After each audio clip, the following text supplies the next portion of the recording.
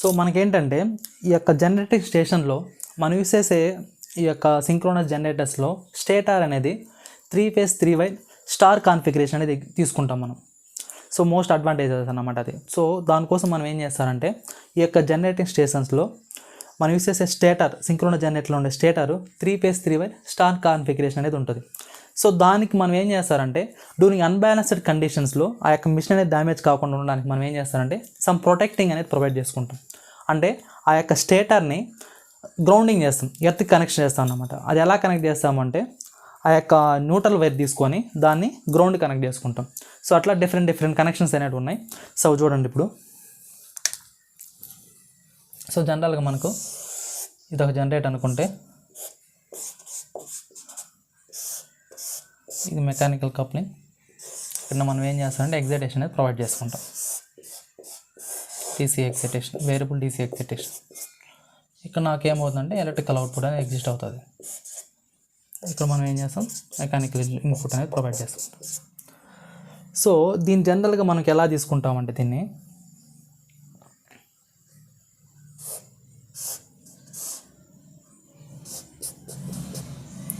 So ఇది ఒక type అన్నమాట. ఇక అంటే ఇక్కడ ఏంటంటే దీని యొక్క న్యూట్రల్ వైర్ అనేది గ్రౌండ్ కనెక్ట్ చేయాల అంటే ఐసోలేట్ చేస్తాం అన్నమాట దాని యొక్క న్యూట్రల్ పాయింట్. సో ఇలాంటి టైప్ ఆఫ్ కనెక్షన్ అనేది మనం దీంట్లో యూస్ చేసుకోం. సింక్రోనస్ జనరేటర్లో మనము ఇలాంటి టైప్ ఆఫ్ అనేది యూస్ చేసుకోమన్నమాట. సో నెక్స్ట్ ఇది ఏంటంటే ఐసోలేషన్ టైప్ గ్రౌండింగ్.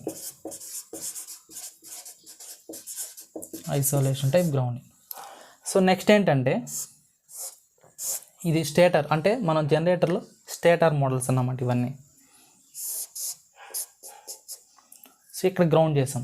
సో దీన్ని ఏమంటారంటే సాలిడ్ గ్రౌండింగ్ అంటారు. ఇక్కడ మనం యూస్ చేసింది ఏంటంటే 3 phase 3 wire మోడల్ ఇది. సో ఈ యొక్క మోడల్ మనం బెస్ట్ ఎక్కడెక్కడ ప్రిఫర్ చేస్తాము అంటే మనము జనరేటింగ్ స్టేషన్స్లో, అంటే generation as well as transmission.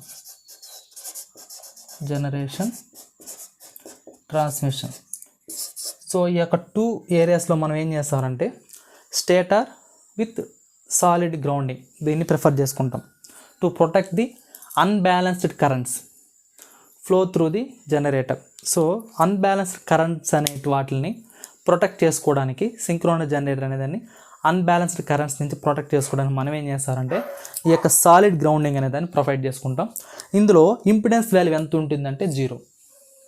So impedance value ఎంత అంటే 0 ఇందులో. సో నెక్స్ట్ ఏంటంటే అదే సాలిడ్ గ్రౌండింగ్ న్యూట్రల్ వైర్ తీసుకుంటాం. ఇది ఒక స్టార్ కనెక్షన్ అనుకుంటే ఇక్కడ మనం ఏం చేస్తాం 3 phase 4 wire లైన్ తీసుకున్నాం. 3 phase 4 wire లైన్ ఇది ఎక్కడ ప్రిఫర్ చేస్తారు అంటే distribution side.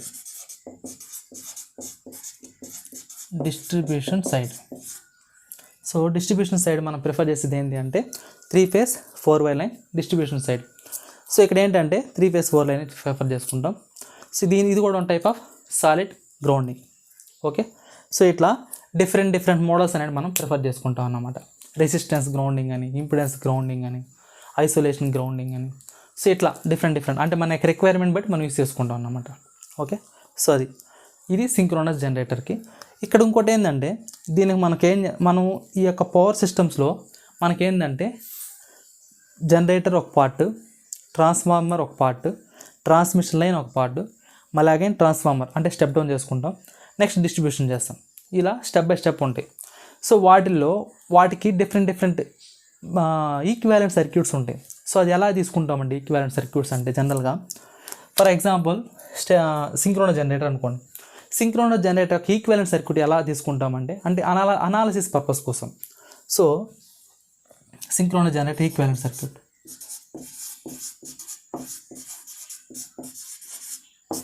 So synchronous generator అనుకుంటే దీన్ని impedance in series with source. So ఇది ఒక ఈక్వాలెంట్ మోడల్ అన్నమాట. అంటే సింక్రోనస్ జనరేటర్ని ఎలా ఇండికేట్ చేసుకుంటామంటే voltage source in series with impedance. So దీనిగా సింక్రోనస్ జనరేటర్గా తీసుకుంటాం. ఇక్కడ ఏంటంటే గ్రౌండింగ్ ఇస్తాం అన్నమాట, ఇక్కడ గ్రౌండ్ ఇస్తుంటాం అన్నమాట అది. So in case of transformer అనుకోండి,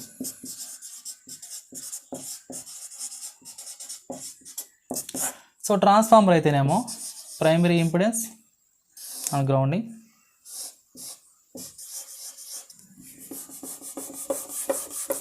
అదేవిధంగా సెకండరీ ఇక్కడ మనం గ్రౌండింగ్ ఇచ్చేస్తుంటాం అన్నమాట. సో ఇదేమో ప్రైమరీ, ఇదేమో సెకండరీ, ఇలా తీసుకుంటాం ట్రాన్స్ఫార్మర్ అయితేనేమో. సో ట్రాన్స్ఫార్మర్కి ఈక్వివలెంట్ సర్క్యూట్ ఎలా అంటే ఇలా తీసుకుంటాం, అదే జనరేటర్తో ఈక్వివలెంట్ సర్క్యూట్ అయితే ఇలా తీసుకుంటాం. ఓకే, నెక్స్ట్ ఏంటంటే లోడ్ అనుకోండి. For example load equivalent model. Load అయితే జనరల్గా మనం ఎలా తీసుకుంటాం అంటే ఇలా తీసుకుంటాం అన్నమాట, లోడ్ ఇంపిడెన్స్. అలా కాకుండా మోటార్ లోడ్ అనుకోండి for example. So motor load అయితేనేమో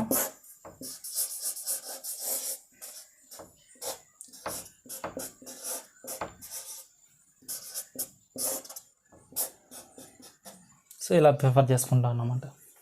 సో ఇక్కడ జనరేటర్ అయితేనేమో ఈ at an angle load angle delta positive value, ఇక్కడైతేనేమో మోటార్ అయితేనేమో ఈ at an angle minus delta value. So source with respect to impedance సిరీస్లో ఉంటుందన్నమాట.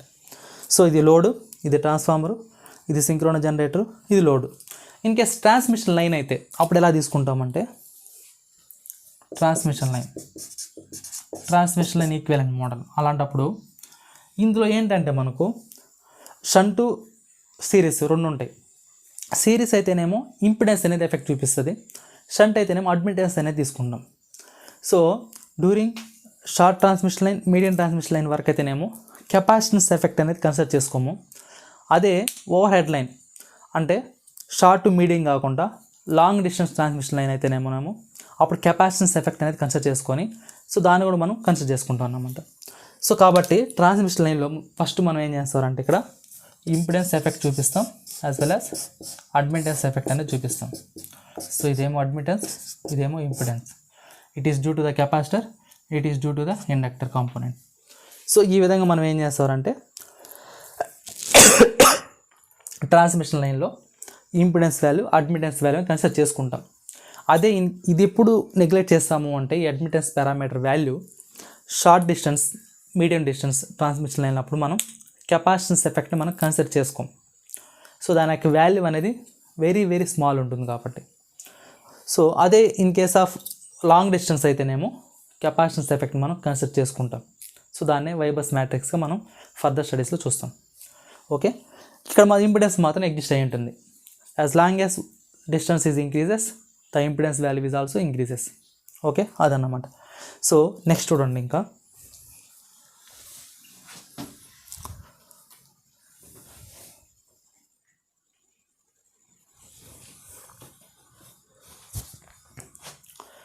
సో నెక్స్ట్ చూడండి, ఈ యొక్క పవర్ సిస్టమ్స్లో మనకి ఏంటంటే జనరేషన్లో synchronous generator, next transformer, transmission line, next మళ్ళీ again step down, next distribution network. ఇక్కడ డిస్ట్రిబ్యూషన్ సైడ్ మనం ఏం చేస్తారంటే సబ్స్టేషన్లో బస్ బార్ అనే టర్మ్ తీసుకుంటాం. సో ఇక్కడ బస్ బార్ అంటే ఏంది అంటే ఎక్కడైతే constant amount of voltage, constant amount of frequency with zero impedance అనేది ఎగ్జిస్ట్ అయి ఉంటుందో దాన్నే మనం ఏమంటామంటే బస్ బార్ అంటాం. బస్ బార్ అంటే ఏంటి అంటే group of connected networks. So అక్కడ ఏంటంటే నెంబర్ ఆఫ్ జనరేషన్ స్టేషన్స్ అనేటివి అక్కడ కనెక్ట్ అయి ఉంటాయి అన్నమాట బస్ బార్కి. దానివల్ల నాకేమవుతుందంటే ఈ యొక్క జనరేటింగ్ స్టేషన్స్ అనేటివి అన్నిటిని మనం ఎలా కనెక్ట్ చేస్తామంటే ప్యారలల్గా కనెక్ట్ చేసుకుంటాం. సో కాబట్టి నాకేమవుతుందంటే ఓవరాల్ ఇంపిడెన్స్ వాల్యూ నెగ్లిజిబుల్ ఉంటుంది. సో కాబట్టి బస్ బార్ దగ్గర మనం ఎలా తీసుకుంటామంటే బస్ బార్ దగ్గర, సో ఇది ఒక బస్ బార్ అనుకుంటే, సో బస్ బార్ని ఇలా ఇండికేట్ చేసుకుంటాం. ఇది వి అట్ అన్ యాంగిల్ జీరోగా తీసుకుంటాం. బస్ బార్ని వి అట్ అన్ యాంగిల్ జీరోగా తీసుకుంటాం. ఇక్కడ voltage constant, frequency constant, impedance negligible. Impedance ఎలా ఉంటుందంటే వెరీ నెగ్లిజిబుల్ అన్నమాట. ఇంపిడెన్స్ వాల్యూ నెగ్లిజిబుల్గా ఉంటుంది. సో వోల్టేజ్ అనేది కాన్స్టెంట్, ఫ్రీక్వెన్సీ కాన్స్టెంట్. సో అది దాన్ని మనం బస్ బార్ అంటాం. ఓకే, సో ఇది ఇక్కడ ఇంకోటి ఏంటంటే మనం ఇక్కడ ఏంటంటే వోల్టేజ్ లెవెల్ మాత్రం ఇంక్రీజ్ చేసుకుంటాం, కరెంట్ ఎందుకు ఇంక్రీజ్ చేసుకోం అంటే ఇప్పుడు దాకా మనం చూసింది ఏంది, వోల్టేజ్ స్టెప్ అప్ చేసుకుంటాం, మళ్ళీ స్టెప్ డౌన్ చేసుకుంటాం. వోల్టేజ్ని మనం జనరేట్ చేసే వోల్టేజ్ 13.2 kV, దీని అప్ టు 132, 220, 440, అగైన్ 765 kV వరకు ఇంక్రీజ్ చేసుకుంటాం, మళ్ళీ ట్రాన్స్ఫర్ చేస్తాం అంటున్నాం. అదే నీకు ఇన్ కేస్ కరెంట్ ఇంక్రీజ్ చేస్తే ఏమవుతుంది అంటే, సో జనరల్గా మనకు పవర్ అనేది సింగిల్ ఫేస్ అనుకోండి, సో అప్పుడు నా పవర్ ఈక్వల్ ఏమవుతుంది, VI అవుతుంది.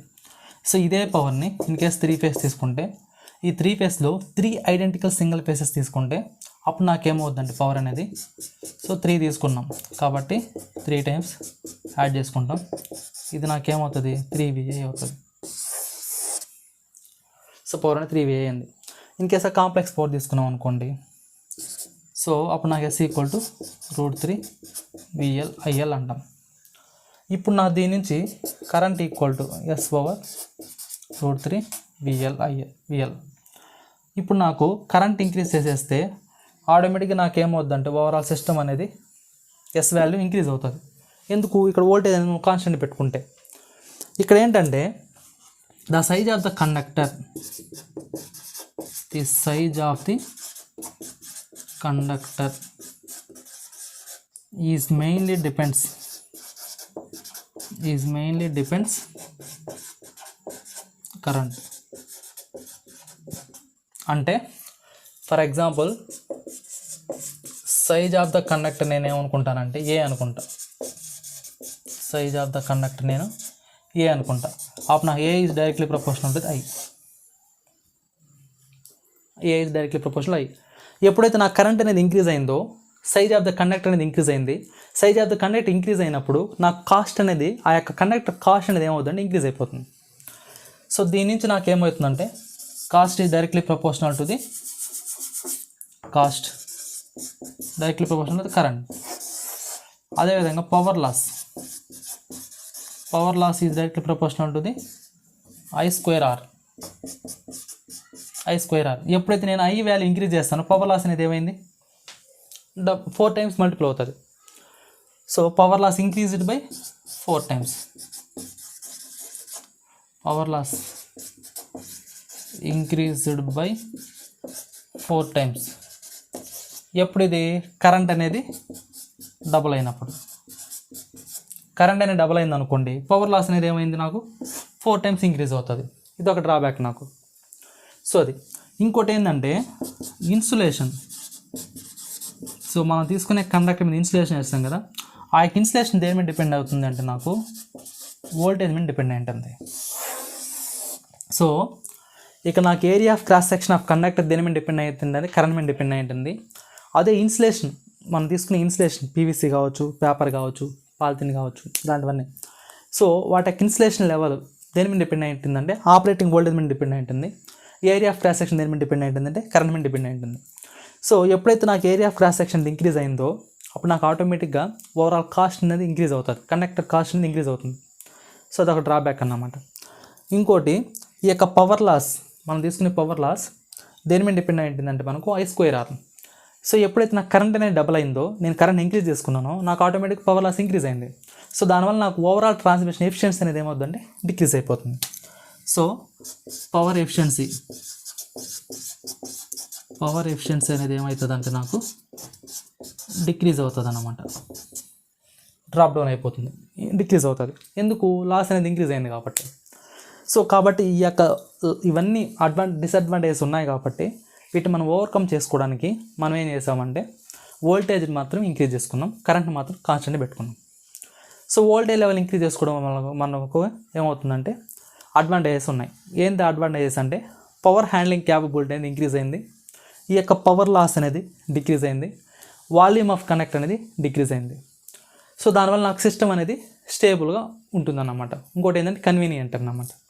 సో కాబట్టి ఈ యొక్క వోల్టేజ్ కరెంట్ అనేది మనం మెయింటైన్ చేసే ఈ యొక్క పవర్ సిస్టమ్స్లో వోల్టేజ్ కరెంట్ కాకుండా మనం ఏం చేస్తారంటే వీటి ప్లేస్లో దీంతో పాటు యాడ్ చేస్తాం పవర్ అనేది, ఫ్రీక్వెన్సీ అనే దాన్ని కూడా తీసుకుంటాం. సో ఫ్రీక్వెన్సీని కాన్స్టెంట్ పెట్టుకుంటాం, పవర్ అనేది కాన్స్టెంట్ పెట్టుకుంటాం.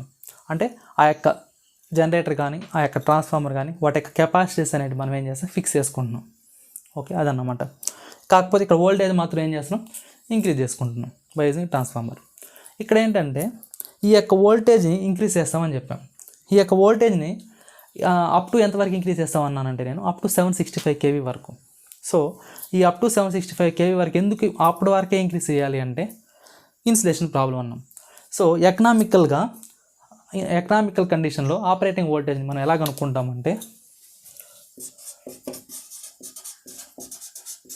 ఎకనామికల్ పాయింట్ ఆఫ్ వ్యూలో ఆపరేటింగ్ వోల్టేజ్ ఎంత అంటే దీనికి ఫార్ములా ఏంటి అంటే V = 5.55 0.60L ప్లస్ P/150. ఇక్కడ లెంత్ అనేది ఏంటి అంటే ఇన్ కిలోమీటర్స్.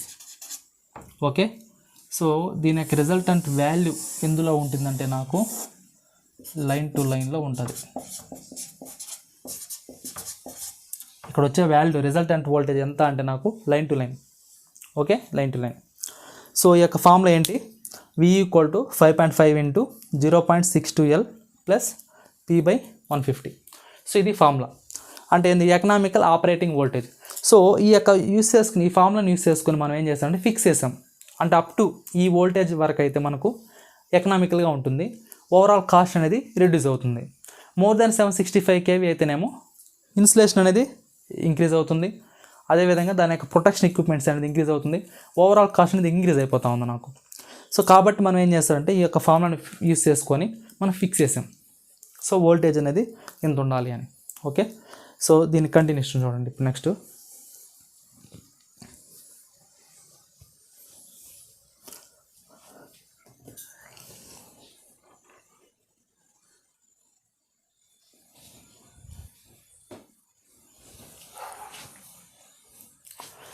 చూడండి. సో జనరల్గా మనకి ఏంటంటే ఈ యొక్క ట్రాన్స్మిషన్ వోల్టేజెస్ అనేటివి వెరీ హైగా ఉంటాయి. సో ఈ యొక్క ట్రాన్స్మిషన్ వోల్టేజెస్ని మనం ఏం చేస్తామంటే స్టెప్ డౌన్ చేసుకుంటాం. సో ఇక్కడ ఏంటంటే 3 టైప్స్గా దాన్ని స్టెప్ డౌన్ చేసుకుంటాం. ఫస్ట్ ఏంటంటే ఫర్ ఎగ్జాంపుల్ ఇది ఒక ట్రాన్స్ఫార్మర్ అనుకుందాం. సో ఇది 13.2 kV నుంచి 132 kV ఉంది. సో సబ్ ట్రాన్స్మిషన్ అంటే ఇక్కడ మనం ఏం చేస్తామంటే 132 kV నుంచి 66 kV స్టెప్ డౌన్ చేసుకొని యూస్ చేసుకుంటే దాన్ని ఏమంటామంటే సబ్ ట్రాన్స్మిషన్ అంటాం. సో 132 kV నుంచి 66 kV వరకు డిక్రీజ్ చేసుకుంటే ఈ ఆపరేటింగ్ వోల్టేజ్ లెవెల్ మనం ఏమంటాం సబ్ ట్రాన్స్మిషన్ సిస్టమ్ అంటాం. అదే ట్రాన్స్ఫార్మర్ అనేది ఇప్పుడు 33 kV నుంచి 11 kV ఇలా ఉందనుకో, దీన్ని మనం ఏమంటామంటే ప్రైమరీ డిస్ట్రిబ్యూషన్ అంటాం.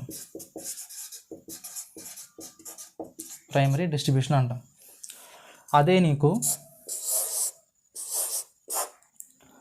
11 kV to 400 volts or 220 volts. So దీన్ని ఏమంటామంటే సెకండరీ డిస్ట్రిబ్యూషన్ అంటాం.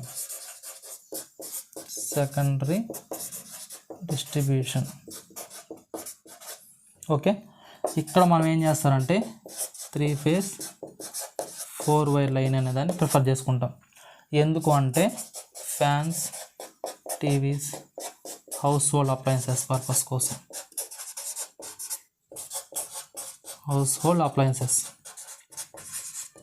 సో అదన్నమాట.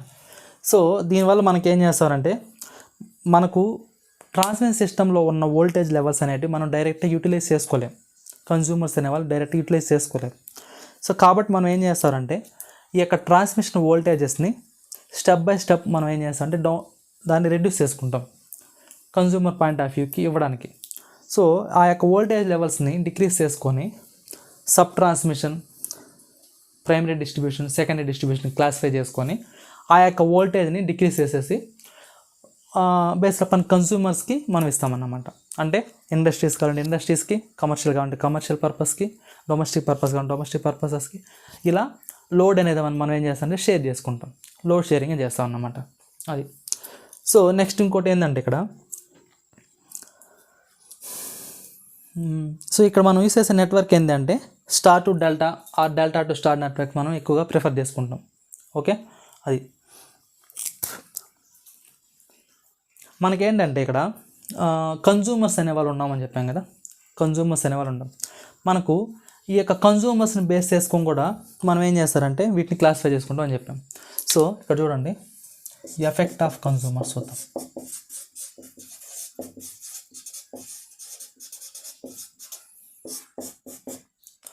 సో మనకేమైందంటే స్టాటిక్, డైనమిక్ అని 2 టైప్స్గా ఉన్నాయి లోడ్స్ అనేటివి.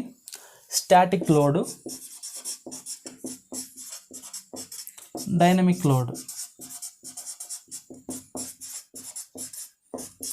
స్టాటిక్ లోడ్ అంటే ఏంటి అంటే మనం యూస్ చేసే lighting, household appliances use చేసే లైటింగ్ పర్పస్ కోసం కావచ్చు, హీటింగ్ కావచ్చు, అలాంటివన్నీ స్టాటిక్ కిందకు వస్తాయి. అంటే lighting as well as heating.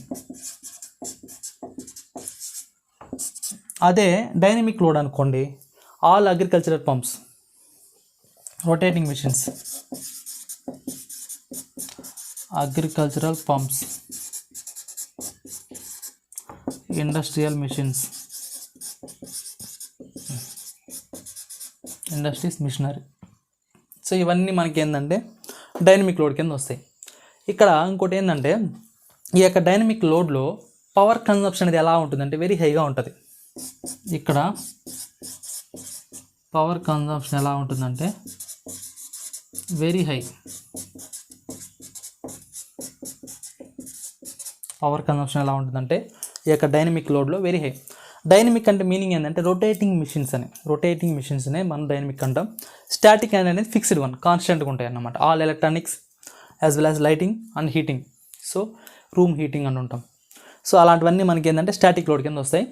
అదే డైనమిక్ లోడ్ అన్నప్పుడు ఆల్ రొటేటింగ్ మిషన్స్ ఉండేవి వాటిని మనం ఏమంటాం, డైనమిక్ లోడ్ అంటాం. ఇక్కడ all agriculture pumps as well as industrial machines. అది. ఇంకోటి ఏంటంటే ఇక్కడ సో జనరల్గా మనకి ఫర్ ఎగ్జాంపుల్ లోడ్స్ అనేటివి 2 టైప్స్ ఆఫ్ మోటార్స్ అనేవి యూస్ చేసాం అనుకుందాం. So for example induction motor తీసుకున్నాం అనుకోండి. సో ఇండక్షన్ మోటార్ తీసుకుంటే ఇక్కడ మనం ఏం చేస్తారంటే దాన్ని V at an angle 0గా తీసుకుంటాం. V at an angle 0గా తీసుకుంటాం. అదే సింక్రోనస్ మోటార్ అనుకోండి. సో దీన్ని మనం ఎలా తీసుకుంటామంటే E at an angle -deltaగా తీసుకుంటాం. అంటే దాని యొక్క వాల్యూస్ ఈ విధంగా మనం తీసుకుంటాం. సో సింక్రోనస్ మోటార్ అయితేనేమో E at an angle -delta, అదే ఇండక్షన్ మోటార్ అయితేనేమో V at an angle 0. అంటే ఇందులో ఎలాంటి ఎగ్జైటేషన్ అనేది ప్రొవైడ్ చేయం కాబట్టి ఇందులో 0. బట్ ఇందులో మనం సింక్రోనస్ అంటేనే ఎగ్జైటేషన్ అనేది ప్రొవైడ్ చేసుకుంటాం. ఎక్స్టర్నల్గా మనం ఎగ్జైటేషన్ ఇస్తేనే ఆ యొక్క మిషన్ అనేది ఆపరేట్ అవుతుంది, సెల్ఫ్ స్టార్ట్ కాదన్నమాట. సో అదే ఇండక్షన్ మిషన్ అయితే సెల్ఫ్ స్టార్ట్ అవుతుంది, బట్ ఇందులో సెల్ఫ్ స్టార్ట్ కాదు కాబట్టి ఫర్ స్టార్టింగ్ పర్పస్ ఈ ప్రొవైడ్ సమ్ ఎగ్జైటేషన్. సో దానికోసం మనం ఏం చేస్తాం, సింక్రోనస్ మోటార్ అనే దాన్ని తీసుకుంటాం. సింక్రోనస్ మోటార్లో ఈ యొక్క లోడ్ యాంగిల్ అనేది ఇండికేట్ చేసుకుంటాం. ఓకే, సో అది.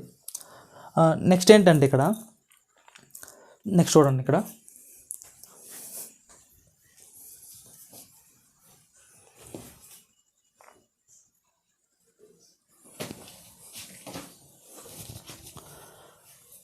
సో నెక్స్ట్ చూడండి, మనం జనరేట్ చేసే యొక్క పవర్ అనేది 2 వేస్లో మనం పవర్ ట్రాన్స్ఫర్ చేయొచ్చు. ఒకటి వచ్చేసి ఓవర్ హెడ్ సిస్టమ్, ఇంకోటి వచ్చేసి ఏంటంటే under ground system. So over head system ద్వారాను పవర్ ట్రాన్స్ఫర్ చేయొచ్చు, అండర్ గ్రౌండ్ కేబుల్ యూస్ చేసుకొని పవర్ ట్రాన్స్ఫర్ చేయొచ్చు. బట్ ఈ 2 వేస్లో మనకు మోస్ట్ అడ్వాంటేజ్ ఏంటి అంటే over head transmission line. Over head system అనేది మోస్ట్ అడ్వాంటేజ్ అన్నమాట compare with under ground system.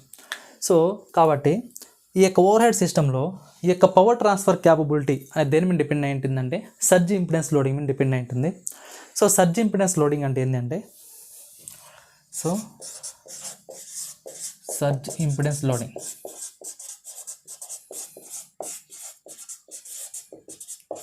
So దీన్నే SILగా మనం డిఫైన్ చేసుకుంటాం. So surge impedance loading equal to operating voltage with respect to impedance. So ఈ యొక్క impedance అనేది దేని మీద డిపెండ్ అయి ఉంటుంది అంటే మనకు దీన్నే క్యారెక్టరిస్టిక్ ఇంపిడెన్స్ అంటారు. దీన్ని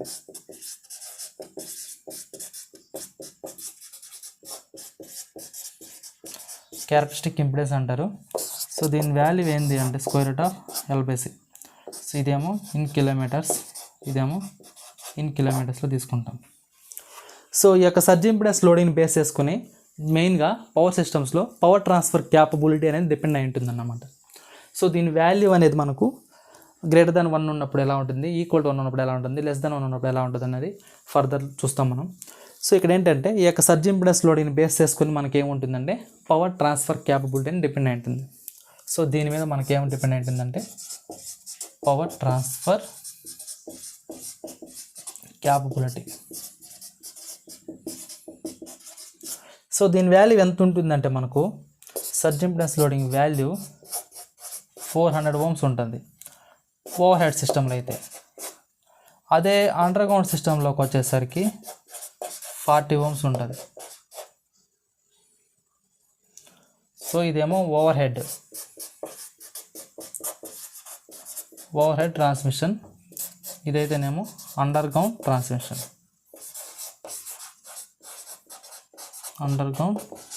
లైన్. సో అదన్నమాట. సో ఈ సర్జ్ ఇంపిడెన్స్ లోడింగ్ బేస్ చేసుకొని మనం ఏం చేస్తాం, పవర్ ట్రాన్స్ఫర్ క్యాపబిలిటీ అనేది డిపెండ్ అయి ఉంటుంది.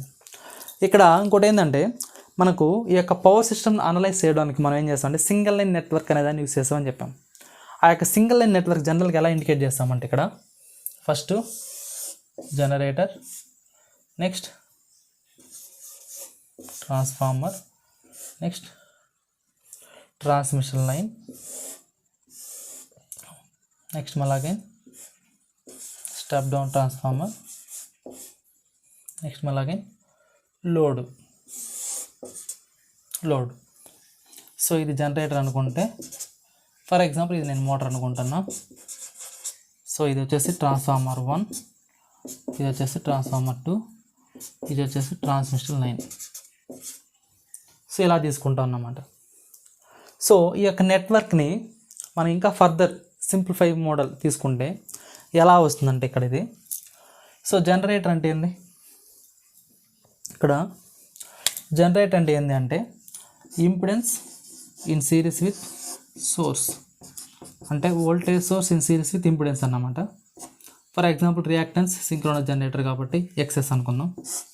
నెక్స్ట్ ట్రాన్స్ఫార్మర్ అంటే సో దానికి ప్రైమరీ ఉంటుంది యాజ్ వెల్ యాజ్ సెకండరీ ఉంటుంది. సో ఈ యొక్క ఇంపిడెన్స్, సో ఇదేమో ప్రైమరీ, ఇది secondary. Next transmission line. So transmission line network మనం ఎలా ఇండికేట్ చేసుకున్నాం, షంట్లో ఏమో ఇంపిడెన్స్, షంట్లో ఏమో అడ్మిటెన్స్, సిరీస్లో ఏమో ఇంపిడెన్స్. సో ట్రాన్స్మిషన్ లైన్ కాబట్టి ఎక్స్టీగా తీసుకుందాం. అదేవిధంగా దీని యొక్క రియాక్టెన్స్ వాల్యూ, అడ్మిటెన్స్ వాల్యూ B(C)గా తీసుకుందాం, అంటే ససెప్టెన్స్ అన్నమాట. కండక్టెన్స్ ససెప్టెన్స్ అంటాం, ఆ విధంగా ససెప్టెన్స్. నెక్స్ట్ ఏముంది ఇక్కడ ట్రాన్స్ఫార్మర్, మళ్ళీ అగైన్ ప్రైమరీ, సెకండరీ. సో దీని 1గా తీసుకుందాం, అంటే దీని డిఫరెన్స్ తెలియడానికి. నెక్స్ట్ ఏముంది, మోటార్ ఉంది. సో మోటార్ ఉందనంటే మళ్ళీ అగైన్. సో ఈ విధంగా ఓవరాల్గా మనం ఏం చేస్తారంటే ఆ యొక్క ఈక్వివాలెంట్ సర్క్యూట్స్ తీసుకొని సిస్టమ్ అనేదాన్ని అనలైజ్ చేసుకుంటాం. సో దీని యొక్క వాల్యూ XM, ఇది వచ్చేసేమో E(10∠−δ) లోడ్ కాబట్టి. సో ఈ విధంగా ఈక్వివాలెంట్ సర్క్యూట్ మనం యూస్ చేసుకొని దీంట్లో కొన్ని పారామీటర్స్ మనం నెగ్లెక్ట్ చేసుకుంటాం అనాలిసిస్ పర్పస్. అప్పుడు ఏమవుతుందంటే నాకు ఇది ఎలిమినేట్ అయిపోతుంది. ఇంకోటి ఏంటంటే ఈ ట్రాన్స్ఫార్మర్ యొక్క ఈక్వివాలెంట్ మోడల్ కూడా బేస్డ్ అపాన్ కనెక్షన్స్. మనకేంటంటే డిఫరెంట్ కనెక్షన్స్ ఉన్నాయి. Star to star, star to delta, delta to star, అట్లా delta to delta, zigzag connections ఇలాంటివి ఉన్నాయి. సో ఆ కనెక్షన్ బేస్ చేసుకొని కూడా నాకు ఈ యొక్క ట్రాన్స్ఫార్మర్ ఈక్వివాలెంట్ సర్క్యూట్ మోడల్ అని చేంజ్ అవుతుంది. ఓకే, సో ఇదన్నమాట. సో ఈ యొక్క సర్క్యూట్ని ఇలా ఇండికేట్ చేసుకొని దీన్ని బట్టి మనం ఏం చేస్తారంటే సమ్ అనాలిసిస్ యూస్ చేసుకొని రిడక్ట్ చేసుకుంటూ వస్తాం అన్నమాట. నెట్వర్క్ రిడక్ట్ చేసుకొని దాని యొక్క ఓవరాల్ రియాక్టెన్స్ వాల్యూ ఎంత ఉంది, సో ఆ యొక్క overall reactance value impedance value measure చేసుకొని దాని నుంచి ఇందులో ప్లేస్ చేసుకుంటే నాకు సర్జ్ ఇంపిడెన్స్ లోడింగ్ వస్తుంది. ఈ యొక్క ఆపరేటింగ్ వోల్టేజ్ మనకు తెలుసు. సో దాన్ని బట్టి మనం ఏం చేస్తారంటే పవర్ ట్రాన్స్ఫర్ క్యాపబిలిటీ అనేది మెజర్ చేసుకుంటాం అన్నమాట. సో ఇది ఓకేనా, all of you understood. So next చూడండి, ఇందులోనే కంటిన్యూషన్.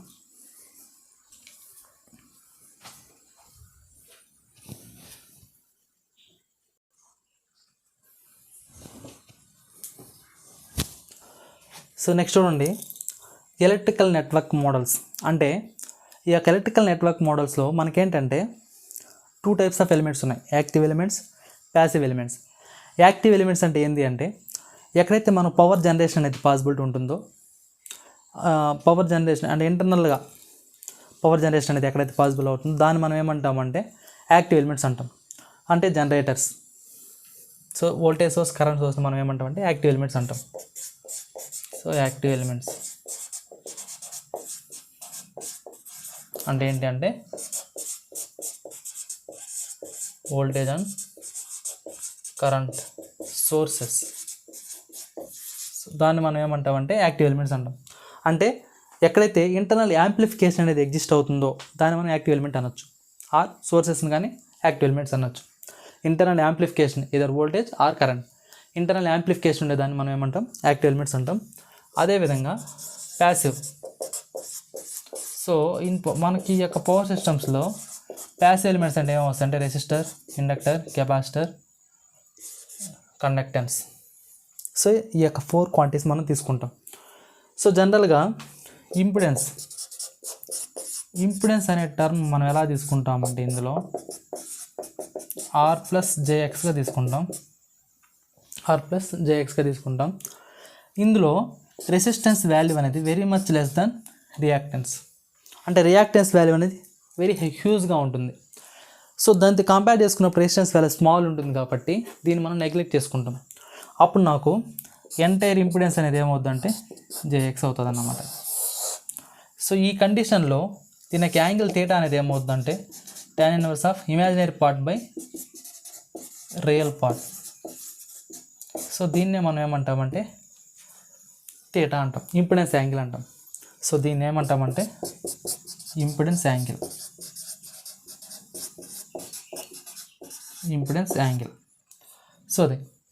సో ఈ కండిషన్లో యాంగిల్ థీటా ఎంత ఉంటుందంటే నాకు 90 degrees ఉంటుంది. అది ఈ కండిషన్లో వచ్చేసరికి యాంగిల్ ఎంత ఉంటుందంటే 30 degrees ఆర్ 45 degrees అలా ఉంటుంది అన్నమాట. సో అది ఇంపిడెన్స్ వాల్యూ. అదే అడ్మిటెన్స్ తీసుకున్నాం అనుకోండి, సో అడ్మిటెన్స్ని క్యాపిటల్ Y అయితే ఇండికేట్ చేసుకుంటాం. సో Y =G+JBగా మనం తీసుకుంటాం అనాలిసిస్ పర్పస్ కోసం. ఇందులో G అనేది very much less then B susceptance. So ఈ కండిషన్లోకి వచ్చేసరికి నాకేమవుతుందంటే అడ్మిటెన్స్ వాల్యూ అనేది J × P. It is directly proportional to the ωc, where X is directly proportional to the ωL. అంటే ఇండైరెక్ట్గా నాకు ఈ అడ్మిటెన్స్ ఇంపిడెన్స్ వాల్యూస్ అనేది దేని మీద డిపెండ్ అయి ఉంటాయి అంటే capacitor as well as inductor component మీద డిపెండ్ అయి ఉంటాయి. అదే మనం తీసుకున్న నెట్వర్క్ అనేది సిరీస్ నెట్వర్క్ అయితేనేమో ఇండక్టర్ మీద డిపెండ్ అయి ఉంటుంది. అదే మనం తీసుకున్న నెట్వర్క్ అనేది షంట్ ఎలిమెంట్స్ అయితేనేమో కెపాసిటర్ మీద డిపెండ్ అయి ఉంటుంది అన్నమాట. సో కాబట్టి మనం ఏం చేస్తారంటే సిరీస్ నెట్వర్క్లో ఇండక్టర్ డామినేట్ చేస్తుంది, షంట్ దాంట్లో కెపాసిటర్ అనేది డామినేట్ చేస్తుంది. సో అదన్నమాట. ఇక్కడ ఈ యొక్క ఇంపిడెన్స్ అడ్మిటెన్స్ పారామీటర్స్ని బేస్ చేసుకొని మనం ఏం చేస్తారంటే సర్జ్ ఇంపిడెన్స్ లోడింగ్ అనే దాన్ని తీసుకుంటాం. అంటే పవర్ ట్రాన్స్ఫర్ క్యాపబిలిటీ అనేది ఈ 2 కాంపోనెంట్స్ మీద డిపెండ్ అయి ఉంటుంది అన్నమాట. అంటే అక్కడ మనం ఏం చేసుకున్నాం, ఇండక్టర్, కెపాసిటర్ తీసుకున్నాం కదా. సో వాటి వాల్యూస్ మీద కూడా డిపెండ్ అయి ఉంటుంది. ఓకే, అది.